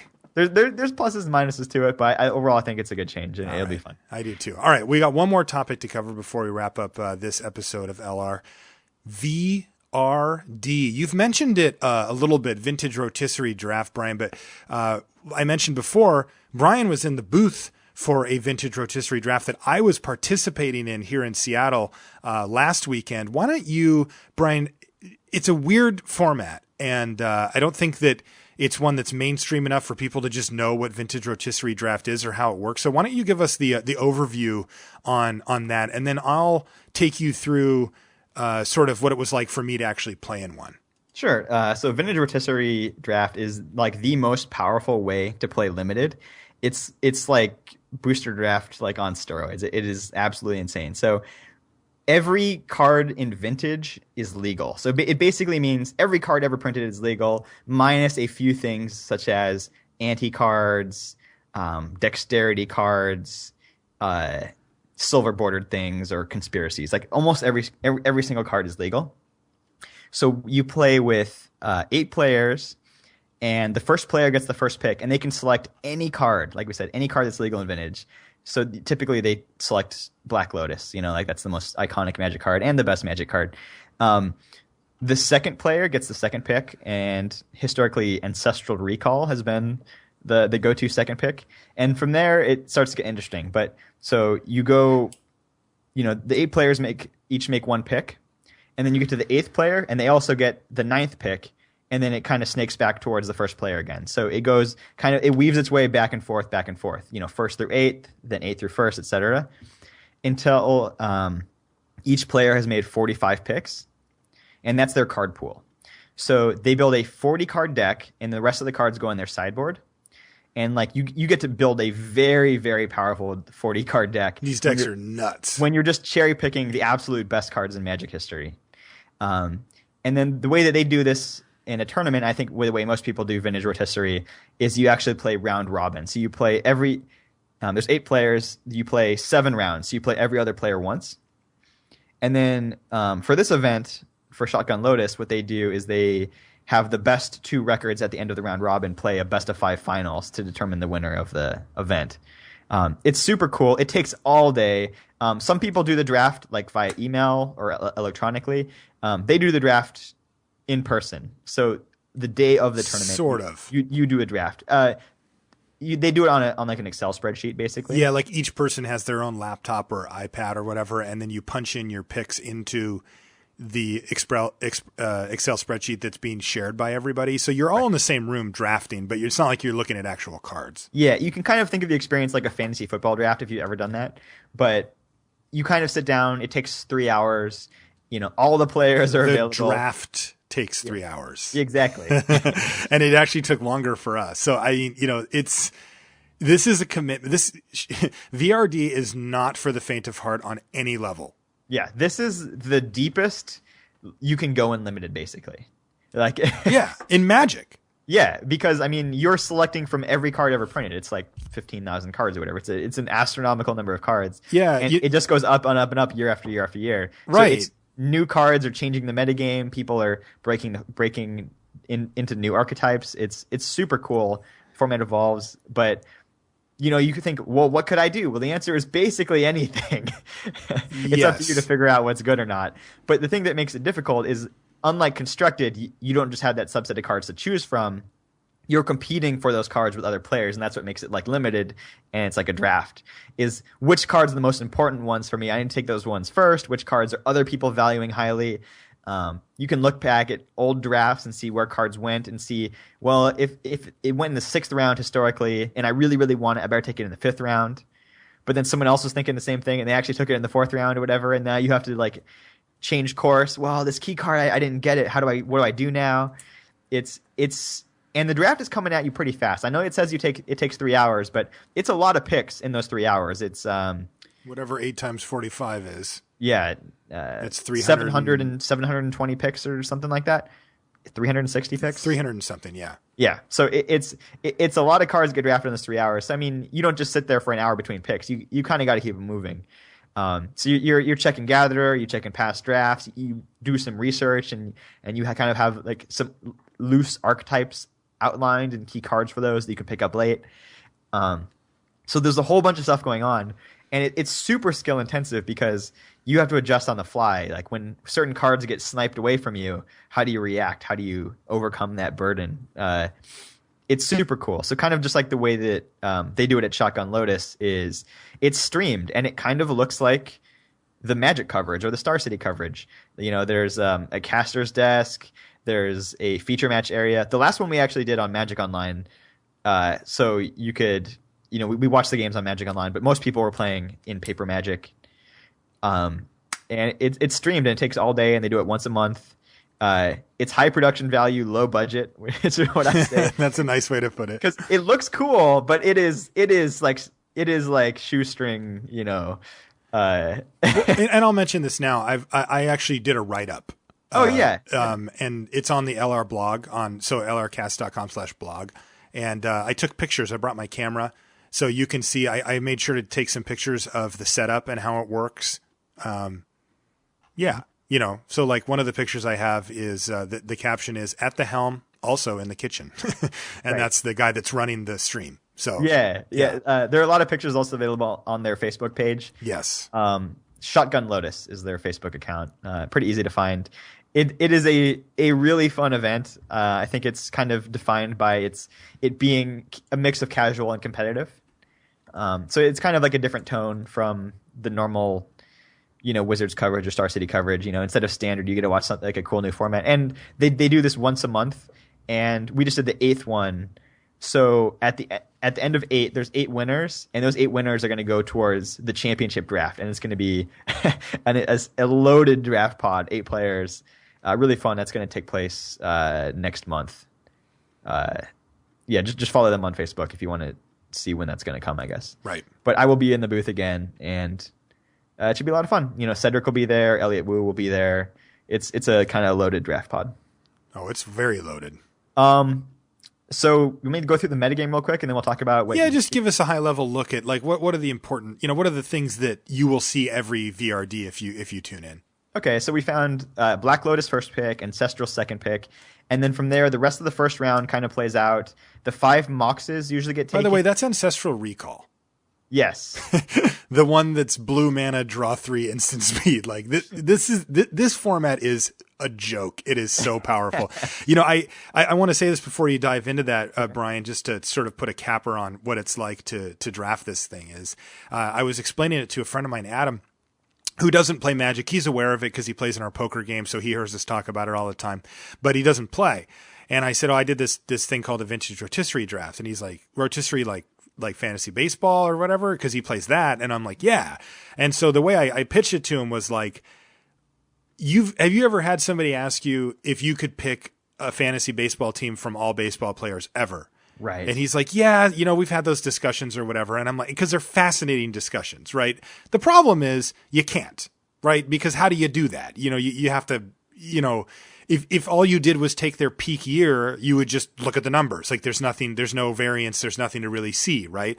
And on top of it though, you need to make a team, right? Like in baseball, you don't just get to pick like all center fielders. You need to maybe field out an actual team. So you're like, well, I need a catcher still. So the best catcher that's left, I think, is Yogi Berra or whatever. Right. And so you go through and you do that. And for sports junkies or nerds like us, that is super fascinating stuff, right? Just that discussion and draft would be fodder for months of discussion in it for a true baseball fan and a group of baseball fans. But so I pitched that to him. He's like, yeah, that's cool. And I'm like, and then we get to play, right? Like I get to take Ted Williams and put him into play. And so all of those arguments, right? Like, no way you take Ted Williams over this guy. And, I'm not taking Barry Bonds because blah, blah, blah, blah, blah. All of that goes out the door if you actually got to field this team. I get to field the team, right? Like, I'm like, no, I think Time Vault is blah, blah, blah. And I'm going to play this deck, right? And now we get to actually play it out. And while we've had our discussions and we've had our arguments, now we get to battle. And that is so cool because you just don't get that in like any other thing. Yeah, I mean, I've done those all-time fantasy sports drafts, and you get to the end of the draft, and you're just like, well, there's really no way to decide who drafted better. Everybody loves their own team, I'm like, oh, I got Hakeem Olajuwon in the 4th round. You guys are stupid. But I mean, I can't prove it. Yeah, they could just be like, no, you're just wrong. Right. And you're like, but I know I'm right, Right. But here you get to play 7 matches of Magic and really put your money where your mouth is. Yeah. And, really prove that you have the best deck. Right. And like you said, so Black Lotus has on all 8 of these has gone for the first pick. Right, which is why they call it Shotgun Lotus. Yeah, get it? That's cool. That's a funny name. Yep. Yeah. So and then Ancestral Recall will often go second, but not every time. I think every one that they've done it has. But... No, it hasn't. I looked. Oh, really? Yeah, no, it hasn't. Somebody took. God, it was something weird. Was it Mana Crypt or something like that over it? Oh. I'll look it up. But I did some research leading up, which I'll talk about in a little bit. But it has not gone second every time. Oh, well, I think it's generally the consensus second pick, but somebody may go off the board. There was only once or maybe twice where it didn't. So yes, you are correct. It is absolutely the pick. Then the rest of the first round usually gets filled out with the 5 Moxes and Time Vault. Time Vault is like a very powerful combo card. It comes into play tapped, but then you can like skip your turn to untap it, but you should probably never do that. What you want to do is use another card that can untap it, and then you can tap it to take an additional turn. And you can take unlimited turns. You just take infinite turns, and it's usually pretty easy to win if you don't give your opponent a turn. Yeah, and the reason that's good is well, you can say the other part, but is the colorless factor. It's the most colorless and the most cheap way to essentially win the game on the spot. Right. Yeah, so from there you can get Voltaic Key, like just another cheap artifact to untap it with, or in various colors you can get like Ral Zarek as a blue-red planeswalker. You can get Derevi, which is a weird commander card that's in Bant colors, I think. But basically it's like you can basically draft that Time Vault combo in all sorts of different shells. So that's considered the most powerful combo card. And then the draft is kind of filled out with, just powerful mana makers are usually like the most powerful stuff. So Mana Crypt, Soul Ring, and then you get into just cards that enable very powerful starts. So like Fast Bond allows you to play any number of lands. Yes. Entomb, that goes in a Reanimator deck. Force of Will is great in a format where your opponent can kill you as early as turn 1 or turn 2. Having access to a counterspell with no mana is really good. Yes. Strip Mine usually goes very highly. People just like to be able to potentially just mize a win by stripping your opponent's first land, and maybe they can't do anything. Yeah, and people will also try to recur the Strip Mine. Sure. They'll use Crucible of Worlds or Life from the Loam. Uh-huh. And then the black tutors, like Demonic Tutor, Vampiric Tutor, those cards are great in a format with very powerful combos. There are Imperial Seal, yes. Yep, there are a lot of win the game combos. So it kind of shakes out that there tend to be like 4 to 5 blue drafters, 3 to 4 black drafters, and then it really drops off. Those are the best 2 colors in Magic's history, when you're just looking at the absolute cream of the cream. 2 to 3 green drafters maybe, 1 to 2 white drafters, and typically only one person with red mana in their deck. And usually the first red card off the board is Scalding Tarn, usually around... Which is colorless, which by is the just way. a land. Yeah. And that usually goes around pick 60 or something like that. So the very first card that has anything to do with red is merely a land, and it goes very late. Usually... if you want red cards, you can get any red cards you want basically as late as you want. Yeah. There's very little competition. Yeah, the only really powerful ones that go anywhere near are Goblin Welder and Wheel of Fortune. Yeah, because those are broken cards. Yep. I think really underrated, I'm not going to go too deep on the strategy here, but the really underrated red cards are the ones that counter blue cards. So Red Elemental Blast and Pyroblast. Yes. If 4 to 5 drafters are playing blue, well, being able to spend 1 mana and just counter their spell is really good. Yeah, it's fantastic.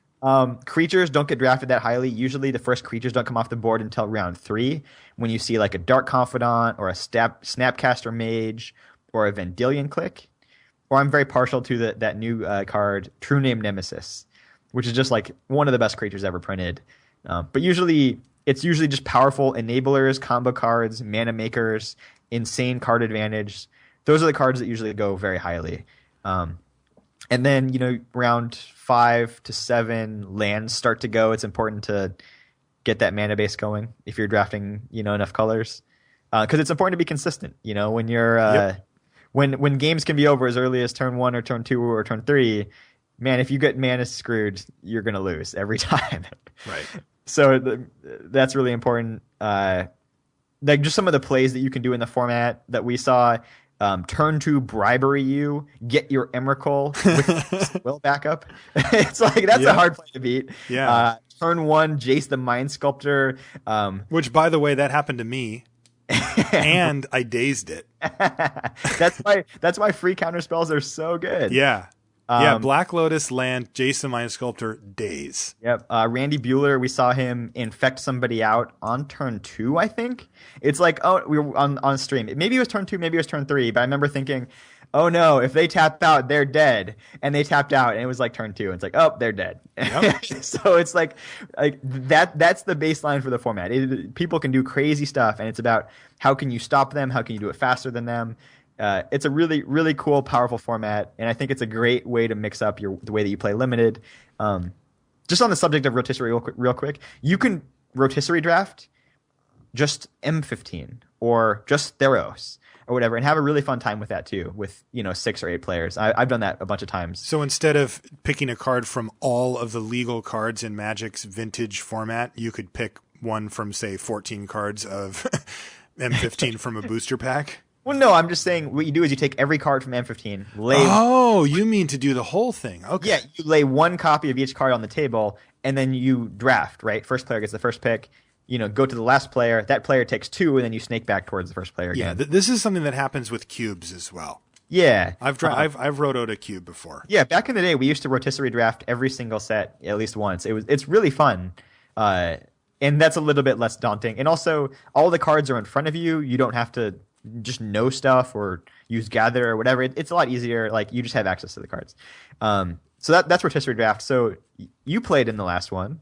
Yeah, and I had an interesting time. It was certainly intimidating. on multiple levels. I mean, I'm about as into Magic as you can get, right? Mm-hmm. Like it's a huge part of my career. I talk about it every day. I draft all the time. Like I'm as hardcore as they come. And I've never like getting in the room with these guys is just like, wow, right? Like it's this rabbit hole goes even a bit deeper than I realized. And I knew what I was getting into. I know these guys, so it wasn't like a huge thing, but it was nuts. By the way, before I do this, actually, quick update. So, in VRD 1, Soul Ring went second and then Ancestral. And then in VRD 2, in VRD 4, Mana Crypt went second and then Ancestral. Otherwise, it was Mana Crypt, it was Black Lotus, Ancestral, and every other one. Right. So, okay. FYI. By the way, Peter Beckfield and Charles DuPont. Peter Beckfield won his. Yes. He second picked Soul Ring, and then I guess he can't play in the. Anyway, whatever. But he got Time Vault then in the round 2, I guess. Okay. Because I know he had a Time Vault combo deck, and Time Vault has been going up and up and up in pick value because that deck tends to do really well. And it was the third pick in the last draft, which was like unprecedentedly high for it because it's just the best combo card. Yeah. So he didn't actually have it in this draft, but maybe he won a different one. Okay. Yeah, because I think he's done multiples. He went Soul Ring, Strip Mine, Wasteland, Crucible. I like that. The no fun deck. Yeah, exactly. That's pretty hardcore though. It looks like my draft isn't up here quite yet, but anyway, so here's the deal. I came into it, with the understanding that this was my first time doing anything like this. I don't play Vintage, right? I've played a couple of times ever. So I knew I was going to be up against it as far as like what my expectations needed to be. But I know I can play. Like I'm a good Magic player and I'm going to go in there and for sure give it a good shot. But I wanted to come in there and my goal was to draft something that hadn't been drafted before. I just didn't want to fight it out for the same cards that everybody had, that everybody's fighting for. Mm-hmm. So I started talking to Rashad, who is, very knowledgeable about old formats, old cards, that interaction, stuff like that. And by the way, I think he would be great for this. Like I'm going to try to get the guys to invite him or whatever, because I just think he would be fantastic for this type of tournament. And we came up with some brews. One of the main ones we came up with was like a lands deck, sort of based off the Legacy lands deck, where you basically try to play fast spawn and just dump your hand worth of lands and then keep your opponent off of mana for the duration of the game. And then you have a couple of different ways to win with like Dark Depths or, something along those lines. Mm-hmm. And we sketched out, a rough of the deck, and I did some research and I kind of had like a plan for it. I actually was strongly considering doing like a loam style lands deck. And that was my plan A coming in to the event. So I was like, okay, I'm going to go for it. I'm just going to dive in, I was really nervous cause I hadn't played the format nor the deck before, but I just figured screw it. Like I remember the first time I played Modern Masters, I drafted blue-red Storm, and I'd never played a Storm anything. Like, I just go for it, whatever, screw it. And so, and I also knew that while I had to fight for some of those lands early, a lot of those I could get whenever I wanted. So it felt like a fine strategy to go for, and I thought, let's do it. So we get in the draft portion, and I have the 7th pick, which also gives me the 10th pick, right? Because it goes 7, 8, and then the 9th pick goes to the 8th seat, and then I get the 10th pick again. And so I'm like, okay, by the time this cards get to me, the best Mox that's left is a Mox Ruby. Okay. I'll take a Mox Ruby because there's actually a couple of red cards that deck can play anyway. And so I'm like, you can play Gamble, because even if you discard, since you're doing Life from the Loam, it doesn't matter. So like Gamble's like a really great, tutor for that deck. And there's a couple other cards, Firestorm or whatever it's called, against creature deck. So there's things you can do with red. And plus it's just a Mox. Even if it's colorless, it's like whatever, like you're going to play it. And so I take that. And for some reason it felt like people were, I don't know how to put it. I think they maybe read a little bit too much into the fact that I took the red Mox, and I'm just like, it's just the best Mox that's left. Right. And I'm not like, I wasn't like signaling that I'm going into red or something like that. Like I've looked at it and red looked reasonable, but not great. Anyway. So then, Jesse Wilkie, who's in the 8th seat, takes a couple of like broken artifact mana cards, and it comes back to me, and I take Strip Mine because Strip Mine's the most important card for that strategy of deck that I was going for. And it also goes quite nicely into my backup plan, which I ended up having to do because like 3 picks later, Chris Kelly takes Fast Bond. Right. Which is it never goes that high. I mean, I have the numbers. Like I had the sheets in front of me to be able to look it up to see, when certain cards go. And like, for example, Fast Bond normally gets picked with the 80th pick, which puts it in like the 10th pick, like somebody's 10th pick is the average where it goes. And it went second. And I'm just like, well, there goes that strategy. And of course he's giving me the stink eye because I took, Strip Mine so high. So immediately I'm like, well, I'm off of that plan because Fast Bond is another absolutely critical card for that deck. So now I decide to go into my backup plan. And my backup plan was this. Anybody who's watched me draft Cube knows that I love to draft the blue-black tempo deck. It's a deck that I've honed over a few years now, and I've drafted it in both regular Cube as well as powered Cube, and I've had a lot of success with it. I love playing it for fun, but also it's good. It's like a legitimate deck. I think that it gets overlooked a lot as long as the pieces are there. And the basic shell of it is that you play an aggressive black deck. That means that you get to play all the 1-drops that have 2 power, like Carnophage, Vampire Lacerator, Gravecrawler, Rakdos Cackler, Tormented Hero, any of these 1-drops that have 2 power. And the idea is you power out a couple of those to give yourself a clock, and then you back those up with cheap blue counter spells and tempo plays. Mm-hmm. So you get to play Daze, you get to play Force Spike, you get to play Force of Will, any of these things that you can do. You can play Venser, Shaper, Savant, Vendilion Click, any of these like flash cards that you can use to your advantage, and you just basically back up your clock while keeping your opponent off balance. In addition to that, you get access to the black discard spells like Inquisition of Kozilek, Thoughtseize, and Duress to strip away any early combos or ways to deal with your 2-drops. And then you just hammer on them. Boom, boom, boom. Attack for 4 or 6 every single turn. And, when you're attacking for 6 damage, a Remand is every bit as good as a regular counterspell, if not better. Like you're drawing a card off of it, you're keeping your opponent off balance, and you can kill them. Now, I looked at it, and nobody's ever drafted this deck in VRD. What that meant was there's key cards for my list, those 1-drops that I just listed, that I can pick up literally last pick if I want. Right. Like if I want 8 1-drops for my deck, I can pick 38, 39, 40, all the way up to 45, and just right through the list because nobody will touch those cards. And those are key cards for my deck. So what that means is that frees me up to taking just raw power plays early. The downside to it is that playing blue-black means that I am fighting everybody. Like just everybody in the whole table was playing either blue or black on some configuration outside of the guy that was doing artifacts. Like just, yeah. I think literally everybody had a blue or black card in their list. So there were tons of blue and black drafters in that field. There was more than normal. Yeah.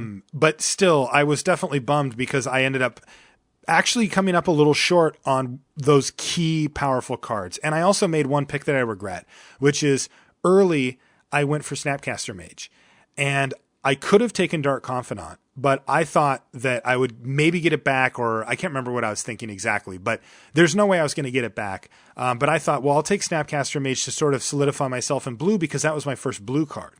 But as it turns out, I think the deck just wanted, it curves out at 3, and Dark Confidant is just everything you want in a deck like that. I also am used to being able to get card advantage spells sort of whenever you want, right. But the threshold for those are so high at this level, and the good ones go so early that I actually fell a little bit short on those, which I thought was interesting. Normally you can kind of, in a regular cube, you can just pick up the 3 mana ones that like that maybe you value a little higher than other people, your thirst for knowledges or whatever they're called. And I just didn't. And so I was actually a little bit short on card draw, but I had a plan. And this part was probably my favorite part about the whole draft, is that I was at poker the night before at the casino, and me and my buddy Woody were brainstorming, and I came up with a really cool idea, and he came up with a really cool idea as well. 2 cards that don't show up in Cube, but that of course are available here. The first one, this is the one I came up with, was Sig River Cutthroat. That got some attention when you drafted that one. Yeah, and I gotta say that thing was ridiculous. Like I drew, I think 8 cards on the day off of it or something. Like it was great because Sig is a 2-drop in blue-black, And so he's easy to cast. And basically it says if an opponent lost 3 or more life this turn, you get to, at the end step, you get to draw a card. Yeah, each end step. And so as you can imagine, my deck is doing a very good job at putting up at least 2 power on the table, and Sig's a 1/3, so he will, complement it fully, or even just already having 4 power. And the neat part about it is you can play Sig even after combat. And so they're just like, yeah, I'll take 4. And then you play Sig and they're like, crap. And you get to draw a card. And so that was great. Like Sig really overperformed. And then the other one that my buddy Woody came up with was Standstill. Oh, yeah. And Standstill is a card that you don't see that much because most cubes don't run it. But man, when you go turn 1 Carnophage, turn 2 Bitter Blossom, right? And I also drafted Pack Rat as well. So Bitter Blossom and Pack Rat make creatures without casting spells. And then on the 3rd turn, you go like Vampire Lacerator, Standstill. And I had this happen. Mm-hmm. Like you've got like 6 power and growing, and your opponent just has to look at it like, well, I guess I'm just giving him 3 cards. Right. Like there's just no other way around it. Yeah. And as it turned out for me, I cast Standstill 3 times on the day, and all 3 times my opponent immediately cracked it. Right. They're just like, screw that. Like I can't do anything about it. So they're just like, whatever. And just gave me 3 cards. And, that's powerful, right? I mean, that's, approaching Ancestral Recall level of power there. Unfortunately, it doesn't work great with Snapcaster Mage like Ancestral does, but still. So anyway, I audibled over into that deck, and I felt bad because I knew I was fighting for all these cards, and I was getting good stuff, but it was just like, God, there's so many cards that I want that I just see going here. And then of course I was able to pick up all those 1-drops in the later part of the day, or of the draft, excuse me. Built the deck, played against Randy in round 1 on camera, and I beat him. Yeah, that matchup was so awful for Randy because Randy was playing Infect. Yes. And all of his creatures are 1/1s, and all of your creatures are 2/2s, and you just play them in block. Yeah. And like, there's nothing he can do. It was like usually the Infect deck wants to go unopposed, just attack, no blocks, kill you, and it was miserable. And after sideboard, you brought in like tons of removal spells. I did. And you could just murder his poor 1/1s. It was really ugly. But it ended up being really interesting anyway, because I had to use lessons that I had learned from playing against that deck in Modern, which is do not let them untap. Right. Like, I don't care if you think you're tricky. I don't care if you have 2 removal spells or whatever in your hand. Don't do it, because they'll just kill you.